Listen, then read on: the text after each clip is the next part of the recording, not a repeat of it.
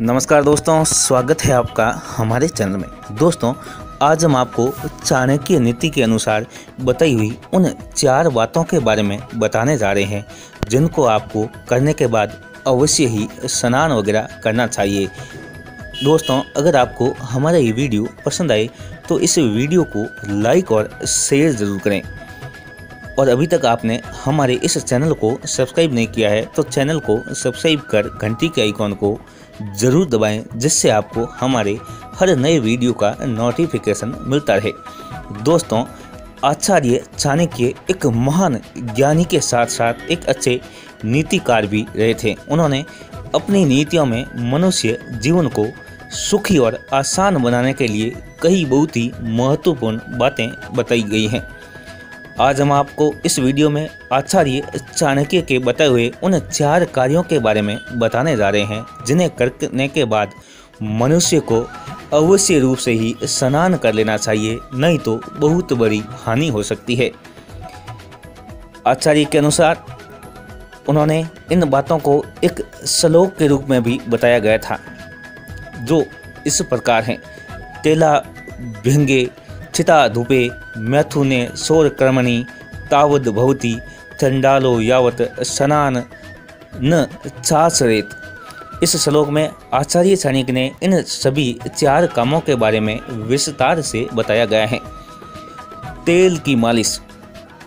आचार्य चाणक्य के अनुसार हमारे शरीर को स्वस्थ और चमकदार त्वचा बनाने के लिए सप्ताह में एक बार हमें पूरे शरीर पर तेल मालिश अवश्य ही करनी चाहिए, क्योंकि तेल मालिश करने के बाद शरीर के रोम छिद्र खुल जाते हैं।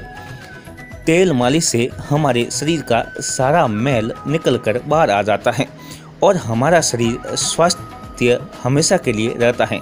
साथ ही त्वचा भी चमकने लगती है। लेकिन मालिश होने के तुरंत बाद हमें नहाना चाहिए। नहाने से शरीर पर लगा हुआ समस्त मैल और तेल साफ हो जाता है। तेल मालिश करने के बाद यदि कोई भी व्यक्ति बिना नहाए घर से बाहर जाता है तो वो शास्त्रों में बहुत ही ज़्यादा अशुभ माना गया है, और अगर इसके बाद भी वो चला जाता है तो बहुत बड़ा अनर्थ हो सकता है। इसलिए तेल मालिश के बाद हमेशा नहाकर ही घर से निकलें। शव यात्रा से लौटने के बाद जब किसी व्यक्ति के मित्र या संबंधी की मृत्यु हो जाती है तो उसके संस्कार के लिए शमशान ले जाया जाता है। तो हम भी उनके अंतिम यात्रा में सम्मिलित होते हैं। अंतिम यात्रा और शमशान जाने पर वहां से वापस आने पर तुरंत ही हमें नहा लेना चाहिए, क्योंकि शमशान के वातावरण में कई प्रकार के जीवाणु और कीटाणु होते हैं जो कि किसी भी स्वस्थ व्यक्ति के स्वास्थ्य के लिए बहुत ही ज़्यादा हानिकारक होते हैं। शमशान में जाने पर ये कीटाणु हमारे बालों और कपड़ों पर लग जाते हैं। यदि इसको साफ नहीं किया जाए तो ये हमारे स्वास्थ्य के लिए बहुत ही ज़्यादा हानिकारक हो सकते हैं। अतः शमशान से घर जाने के बाद हमें अवश्य ही नहा लेना चाहिए, ऐसा शास्त्रों में भी बताया गया है। काम क्रीड़ा करने के बाद आचार्य चाणक्य के अनुसार जब भी कोई स्त्रियों पुरुष प्रेम प्रसंग करें, उन दोनों को इस क्रिया को करने के बाद तुरंत ही नहा लेना चाहिए। महिला और पुरुष जब संबंध बनाएं अर्थात काम क्रीड़ा करते हैं तब ये दोनों इस क्रिया के बाद अपवित्र हो जाते हैं। ऐसे में उनका नहाना जरूरी हो जाता है। बिना स्नान के चाहे स्त्री हो या पुरुष कोई भी पूजा पाठ नहीं कर सकता है, ऐसा शास्त्रों में भी बताया गया है। इसलिए जब तक ये नहा नहीं लेते कोई भी पूजा पाठ अनुष्ठान नहीं कर सकते हैं और ना ही किसी पवित्र जगह पर जा सकते हैं। ऐसे में इससे बचने के लिए ज़रूरी है कि काम करने के बाद अवश्य ही नहा लेना चाहिए। बाल कटवाने के बाद आचार्य चाणक्य कहते हैं कि हमें बाल कटवाने के बाद हमेशा नहा लेना चाहिए। अधिकतर लोग अपने बाल हर महीने कटवाते हैं। ऐसे में आप जब भी अपने बाल कटवाएं तो उसके बाद आप ज़रूर ही नहा लें। जब हम बाल काटते हैं तो हमारे शरीर में छोटे छोटे बाल पूरे शरीर में चिपक जाते हैं, जो कि एक तरह की गंदगी हैं। ऐसे में इन बालों को दूर करने के लिए नहाना जरूर चाहिए। एक बार स्नान करने के बाद इन बालों को से छुटकारा मिल जाता है। दोस्तों, ये थे 4 काम जिन्हें करने के बाद हमें अवश्य रूप से स्नान करनी चाहिए, नहीं तो शास्त्रों में बहुत ही ज़्यादा अनर्थ और नुकसानदायक बताया गया है। आचार्य चाणक्य के द्वारा बताई हुई नीतियाँ हमें हर पग पग पर शिक्षा देती हैं। चाणक्य ने बहुत सी नीतियों का निर्धारण किया है। उनकी ये नीतियाँ पुस्तक चाणक्य नीति में दर्ज हैं। अगर लोग उनका अनुसरण करते हैं तो हमेशा सुखी जीवन व्यतीत करते हैं। चाणक्य पुरुष के विवेक तथा महिला के सौंदर्य को विश्व की सबसे बड़ी शक्ति बताते हैं, लेकिन साथ में कुछ खास तरह के स्वभाव वाली स्त्रियों से सावधान और दूर रहने की चाणक्य ने अपनी नीति में हिदायतें दी हैं। चाणक्य ने चरित्रहीन और कुसंस्कारी स्त्रियों से हमेशा दूर रहने की सीख दी है। ऐसी स्त्री चाहे किसी भी सौंदर्यवान क्यों न हो, न तो उससे संपर्क में रहना चाहिए और न ही विवाह करना चाहिए।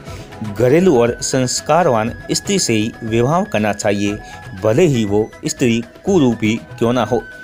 चाणक्य ने स्वार्थी और लालची स्त्रियों से हमेशा के लिए दूर रहने के बारे में कहा है। दोस्तों, चाणक्य नीति के अनुसार हमेशा ही घरेलू और संस्कारी स्त्री से ही शादी विवाह करनी चाहिए, भले ही वो स्त्री कुरूपी क्यों न हो। लेकिन किसी भी ऐसी स्त्री जो चरित्रहीन हो उससे भूलकर भी शादी नहीं करनी चाहिए। दोस्तों, चाणक्य ने स्वार्थी और लालची स्त्रियों से हमेशा के लिए दूर रहने की सीख दी है।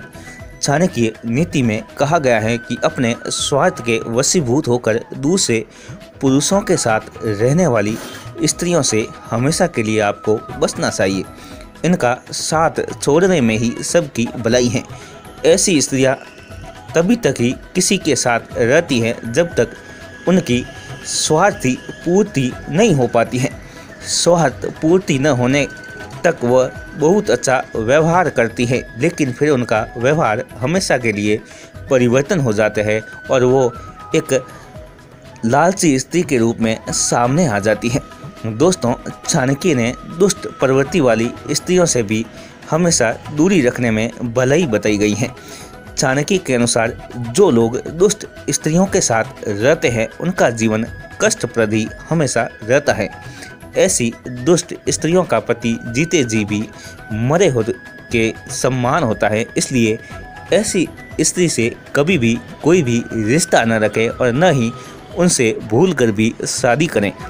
दोस्तों, आचार्य चाणक्य के द्वारा खुशहाली भरे जीवन के कई रहस्य बताए गए हैं, लेकिन शायद उन्हें भी इस बात का अंदाज़ा था कि किसी को सबसे ज़्यादा दुख तब होता है जब वो किसी स्त्री या पुरुष के द्वारा धोखे का शिकार होता है। इसलिए खासकर पुरुषों को ऐसी स्त्रियों से हमेशा के लिए सावधान रहने की आचार्य ने सलाह दी है जो उन्हें धोखा दे सकती हैं। चाणक्य स्त्रियों के कुछ ऐसे राज बताए हैं जिनसे कोई भी पुरुष किसी स्त्री के साथ धोखा खाने से बच सकता है। इसलिए खासकर पुरुषों को ऐसी स्त्रियों से हमेशा के लिए सावधान रहने की आचार्य ने सलाह दी थी जो उन्हें धोखा दे सकते हैं। चाणक्य स्त्रियों के कुछ ऐसे राज बताए हैं जिनको कोई भी पुरुष किसी स्त्री के हाथों धोखा खाने से बच सकता है। आचार्य चाणक्य ने ऐसे लोगों को सावधान रहने की सलाह दी है जो औरतों में ज़्यादा खूबसूरती देखकर शादी करते हैं। अक्सर देखा जाता है कि लड़के सुंदर लड़कियों की सुंदरता देखकर ही मंत्रमुग्ध हो जाते हैं। इसलिए चाणक्य ने बताया गया है कि लड़की में सुंदरता से ज़्यादा उनके संस्कार, भाव और अच्छे लक्षणों पर हमेशा ध्यान देना चाहिए।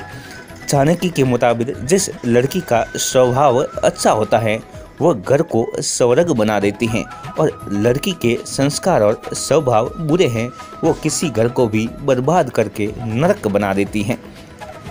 आचार्य के मुताबिक शादी से पहले लड़की के अंदर सुंदरता नहीं बल्कि उनके संस्कार देखा जाना चाहिए। लाख सुंदर होने के बावजूद अगर किसी लड़की में संस्कारों की कमी हो तो कभी भी अच्छी पत्नी वो साबित नहीं हो सकती हैं। चाणक्य के मुताबिक खूबसूरत स्त्रियों के साथ धोखा देने का मौका अधिक होता है। चाणक्य के मुताबिक अगर बुरे संस्कार वाली लड़की खुद पति पत्नी के रिश्तों को कभी बचा नहीं सकती हैं और वह किसी को भी धोखा दे सकती है, इसलिए इन लड़कियों से हमेशा ही बच कर रहें। दोस्तों, ये थी आचार्य चाणक्य के द्वारा लोगों के लिए बताई हुई सीखों के बारे में। अगर आपको हमारा ये वीडियो पसंद आया हो तो इस वीडियो को लाइक और शेयर ज़रूर करें, और अभी तक आपने हमारे इस चैनल को सब्सक्राइब नहीं किया है तो चैनल को सब्सक्राइब कर घंटी के आइकॉन को ज़रूर दबाएं। धन्यवाद।